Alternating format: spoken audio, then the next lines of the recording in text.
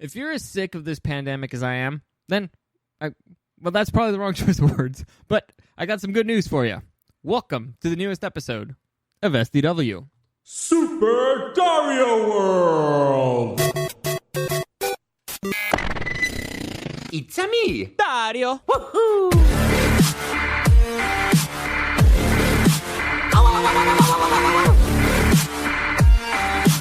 Let's go! Alright, so before we begin, any comments, questions, or suggestions, you can find me at Dario the Show on Instagram or at SuperDario_World. Also, follow my Facebook page, Super Dario World, subscribe to my YouTube channel, all that stuff, all that good stuff.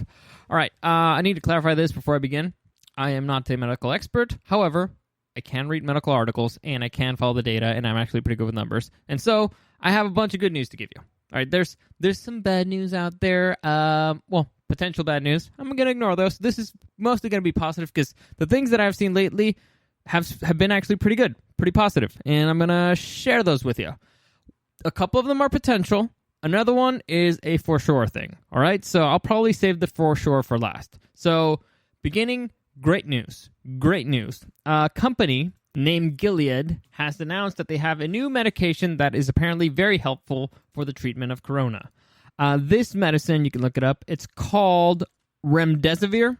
Pretty sure I butchered that, but that's how you say it. And supposedly, they've discovered two things. One, that it makes people who have been hospitalized in severe condition for the coronavirus recover 32% faster, meaning if the average was 15 days being in the hospital, now that's been reduced to 10 days, which is huge. It's huge. Imagine having to be anything reduced by 30% is going to imagine somebody right now, they said you have 30% less to pay of rent. That'd be great, right? 30% is a considerable number, especially if you're considering days that you have to be in the hospital fighting for your life. Another piece of news that was interesting here, and I'll just read you the whole thing and then explain to you what it means, because this is what really caught my attention. And here you go, the impact of it. In an exploratory analysis, patients in the study who received remdesivir within 10 days of symptom onset had improved outcomes compared to those treated after more than 10 days of symptoms. Pooling data across treatment arms, by day 14, 62% of patients treated early were able to be discharged from the hospital, compared to 49% of patients who were treated late. So that tells you that the people who took this medicine early, by day 14, 62% of them were able to be discharged. And these are people who had severe symptoms, all right? It was early, but these were people who were really, if you have to go to the hospital, that means it's really bad. By that point, it's really bad. So 62% and 49%, that's huge. That is huge. Meaning, if the odds of dying before in the U.S. were about 0.05, that's the death rate right now in the U.S. of the coronavirus, reduce that by 62 to 49%, arguably. So it reduces it at least by half. And in some age ranges, I'm sure that's going to be even higher. Now, the medicine, it's still being under peer review. It's not completely ready for you. It supposedly, it ended phase 3 of the trial, and it's just waiting approval for it to actually be considered part of the coronavirus kits. But this is big news. It's supposedly very successful, and people are very excited about this. This is good news. I think Fauci was even talking about it today. So that is good news all around, especially now that we know that there's medication that can be made specifically for this. Now you just improve on that. This is the first one that's come out. Improvements will come out from that. So that's good news number one, right? Or potential good news number one. Potential good news number two. The University of Oxford apparently is ready for a vaccine. A vaccine could be coming by this fall. By September. Now, they're being optimistic about the numbers, but it's still fucking insane that by September we could have a vaccine for this thing. It would be the fastest vaccine ever made in the history of humanity. We were expecting 18 months. This means it would be about 6 or less. It's insanity how fast that works, and it kind of shows you what happens when governments gets out of the fucking way. But it gets out of the way of science. But let me just get into the nitty-gritty of it. Scientists so far, they've only really done tests on a type of monkey called the rhesus monkey, which is apparently the closest genetic relative that we have, or at least for this type of thing. And so it's shown promise on them. The monkeys that were injected with the vaccine and then were exposed to really high levels of the coronavirus did not show any symptoms 28 days later. So it's very promising. It looks like they're moving on to human trials. And by the end of, being optimistic, they're expecting by the end of September that the vaccine could be ready for mass production, which again, huge fucking news. Now, there's another company in China who's also doing stuff, but right now we ain't trusting China too much. So this is good news. Again, University of Oxford, you can look it up. This is great, great, great news. Now, again, this is only potential. It might be that something works on monkeys, doesn't work on humans, or that it mutated too much and it's no longer usable for us, or which, by the way, it's not a bad, so far this virus does not appear to be very smart. It doesn't mutate that much, so we might get lucky there, and the modifications that have to be done aren't that severe. But again, good news. This is a good news podcast, all right? And now we enter the more plausible, the legit one, the one that's solid, the one that has its feet on the ground, and the one that I was most interested on. But I like to add the potential stuff. It's potential stuff. It's interesting. I don't know if you find this interesting. I do. I like numbers. But here's the real thing, and here's the real deal. Sweden, the country of Sweden, for those of you who don't know, that's a country. It's in Europe. It's a Nordic country. They have estimated that by the end of May, or actually they said in a few weeks, but if you add up the weeks that they say, it's probably by the end of May, that they will reach herd immunity to this virus by the end of May, which means that enough people have had it that they've reached herd immunity. And basically, herd immunity means that the transmission rate has become 1-to-1 or lower. Right now, the transmission rate is, I believe, well, it depends on how they adjust the numbers, but it was believed to be originally 1-to-3. I think now it's 1-to-6, which means that one person will transmit it to at least 3-to-6 people, and then those 3-to-6 people will transmit it to 3-to-6 people, and so on and so forth. So herd immunity means that it's going to be 1-to-1. And so, by the way, herd immunity, you know what that means? It means it's a natural antivirus, which means that you already have it's a natural vaccine, which means that Sweden already has a vaccine for it. Well, by the end of May, they already have a vaccine for it. So it's natural. And for all of you people, I said antivirus, I meant antibodies for it. They already have antibodies for it. And for those of you who are concerned about the antibody thing, what do you think vaccines are? Vaccines work to create antibodies for viruses in your body. That way they don't affect you. So if you already naturally created the antibodies, you don't need a vaccine. And again, the virus might mutate and stuff like that, but if you already had a natural resistance for it, it's less likely that it'll hurt you as much, unless it depends on how much it mutates. But the point is, if you don't believe in the antibodies and you're rooting for the vaccine, then you're an idiot. There's no other way to put it. Or, you know what? You were not informed. Now you know. Herd immunity means that enough people have enough antibodies for this, which you can get via the natural way, which is herd immunity, or you can get it via vaccines. Either way. The point is, it's immunity. Well, it's not complete immunity, but it means that the transmission rate has lowered 1-to-1. That's basically what that means. I know I said a lot of numbers, but that's what it means. And so, this is actually pretty good news. And if you guys remember, a few weeks ago, I did talk very highly about Sweden. I like the numbers coming out of Sweden, and the more that I look at it, I like it more and more. And here's the fun part. Now, all right, I don't like, hindsight is always 20/20. So I don't like blaming people for their responses when they had to act quickly in a state of emergency. I think that's foolish, and I think it's almost evil. When you ask somebody when it's a life or death situation, you're like, oh, well, why didn't you do this? The answer to me should always be, because fuck you. That's why. Because I can't predict the future. I took the best decision I could in that moment based on the information that I can. And so what the U.S. did, locking everything down, shutting everything down, it was a risk either way, but they chose, let's say, the safer route, right? The route that says that, you know what, let's play it safe, let's lock everything down, let's protect our people, because we were expecting 2 million deaths. 2 million deaths, all right? I can understand how that's a scary number, and you got all the experts in the world in their areas telling you that. And you're like, all right, okay, let's lock it down. Sweden, on the other hand, took a different approach. while the U.S., became a turtle, just locked everything down, the Sweden was kind of like like a doe, like stepping lightly, being like, all right, let's be a little bit cautious, but I don't know exactly what's going on. And so what they did in Sweden, for those of you who don't know, is instead of locking everything down, they said, everybody who is 65 or older, we recommend you stay home. If you're at risk, meaning that you have an underlying health condition, we recommend you stay home. Everybody else, you can't eat at bars or restaurants. You can't eat at the bar at a restaurant. You need to use the table. And we're canceling any single gathering over 50 people. And a couple more things, but that's it. That's pretty much it. They didn't even suggest wearing masks or gloves or stuff like that. It was everybody else, continue on with your lives. If you're young and you're healthy, continue on with your lives. Everybody else who's at risk or older, stay home. Protect your lives. That's it. That's all that they did. Every single thing. And they were criticized up the wazoo for it. Now, I'm looking at their numbers. Their numbers, not bad at all. Not bad at all. And so here are the numbers for Sweden. Sweden is a country of 10 million people.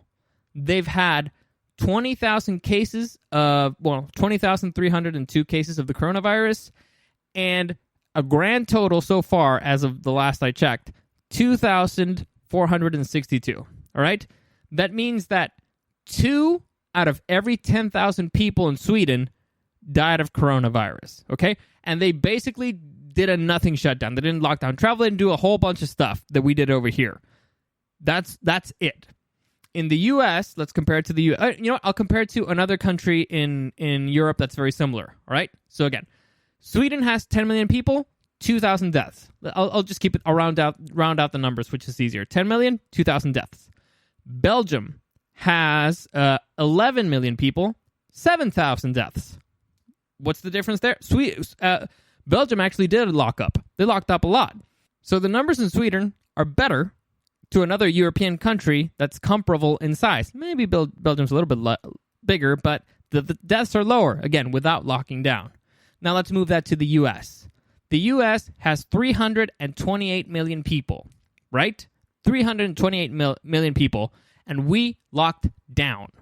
Now, that means that the U.S. population is 32 times larger than the population of Sweden. How many deaths do we have in the U.S.? 62,361 in a million cases. But by the way, the reason why the U.S. has a million cases is because we're doing the most testing. Turns out that if you do more testing than everybody else, you're going to find more sick people. Who'd have thunk? Anyway, so 62,000 deaths. Now, again, a population 32 times larger. So let's compare that. Sweden, 2,400 something deaths, 32 times would be, if you're sticking just with the 2,000 to round it down, it's 64,000, right? That's how if to be comparable, that's what it should have been. In the U.S., we have 62,000 deaths. So one country locked down like crazy, another one didn't, and the numbers are still the same. All right, so locking down really didn't do much in terms of preventing deaths. Now, there is a considerable difference because, again, I said it's not 2,000, it's 2,462. So I think there's like a difference of 16,000. But the population of Sweden, on average, is older than the population in the U.S. The population of Sweden is 41. The average age of Sweden is 41. The average age in the U.S. is 38. But take into account that the average of the USA is 328 million people. So there's way more older people, way more people at risk. So it's not apples to oranges, and to average out the 3 year difference there, it's considerable when you consider the population in one country is 32 times larger than the other one. So either way, the point is, I know that I said a lot of things right there that might have been confusing. Here's the point. The numbers are comparable. All right? One really locked down. The other one did minimal stuff. Almost nothing was criticized, but the numbers are pretty much the same. They're on par. The death rate, the death numbers are on par. However, here is what they got from it. All right? Because right now, we got nothing to show for it. We got 62,000 deaths and nothing to really show for it. Right? Sweden, their economy is still going. And they're reaching herd immunity by the end of May, which means that life can go back to normal. Once they reach herd immunity, every single thing can go absolutely back to normal. That's what they want. They took a risk. By the way, Sweden took a huge fucking risk, all right? I'm not saying it was smart back then. Even I thought, I was like, oh, well, you know what?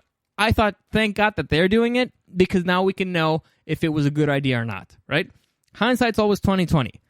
I'm not gonna say that that's what the U.S. should have done at that point, because we'll never know. The point is what we can do right now. And right now, there is a blueprint, all right? There is a plan of how to reach a natural herd immunity within a few months and not completely destroy your economy, right? Here's something really weird. Quarantines, usually when you're in quarantine, you quarantine the sick people, right? In the U.S. right now, we quarantine everybody because we were scared. We needed to lock down. I get it. We needed to play it safe because we thought this thing was going to be way worse than it actually was. Play it safe. I get it. Now we know more than we did before. We have way more information. Information was the thing that we needed. We needed to elevate our medical response. We did both of those things. Now we have a roadmap of what can happen if you just do minimal stuff, right? They did minimal stuff. We could still wear masks. We can still wear gloves, and we can make things go back to normal way faster than they already did. So we could have, if we followed their plan right now, and right now, here's the beauty of it. We've had over a month of a lockdown. People have adjusted to living this way, all right? So if a lot of companies, like if you want to work from home, you have the opportunity. We have the technology. We have the resources for it. So if you don't have to go back to work immediately, you can still work from home. The people who are high risk could still work from home depending on what their job is. And it's a lot better to be, giving assistance to people who are high risk, which is a low number of the population, instead of giving assistance to everybody. I think, and also, all the people who are healthy, they're going insane. They're going insane from home, right? I've said this multiple times before. My age group, right? Me. I'm young, I'm healthy, I'm active, and I don't have any underlying health conditions. My odds of dying of this thing are, and everybody younger than me, is under, I believe, 0.001%, right? Those are my odds of dying from this thing. Now, transmitting it, it's a completely different story.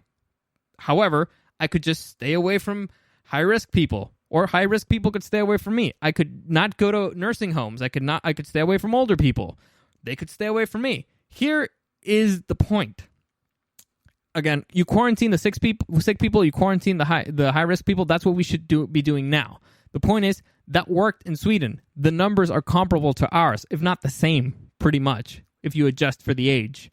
It's the same thing. So, we have a plan we can follow. We have a blueprint, and it worked. It worked extremely well.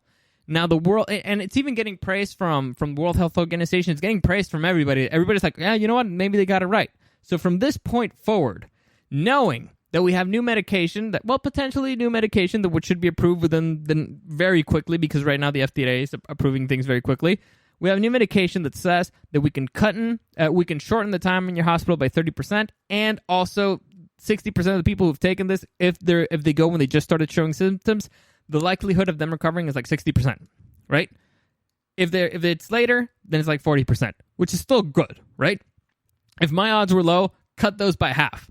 It's good, all right? It's really good. And you have a potential vaccine coming by September. At this point, I don't understand why we're trying to enforce hard lockdowns anymore. I don't get it. It doesn't make any sense to me.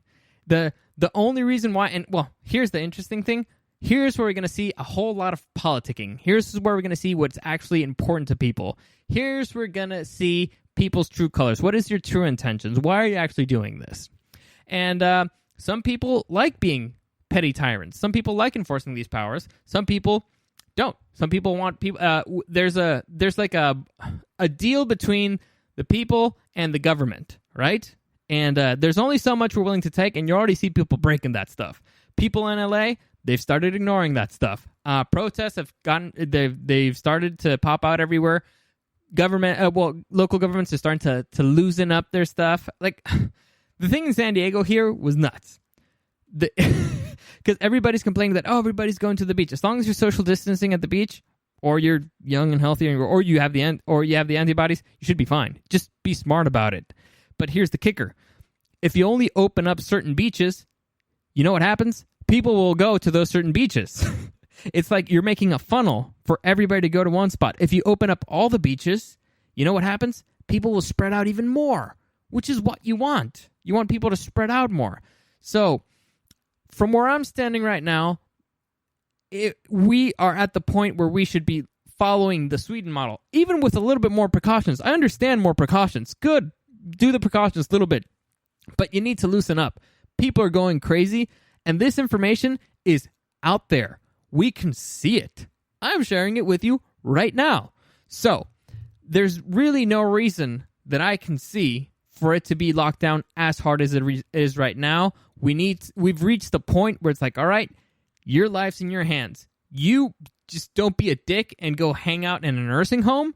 Just go do your thing, wear a mask, wear gloves, wear whatever. In fact, we should want to reach herd immunity. We should.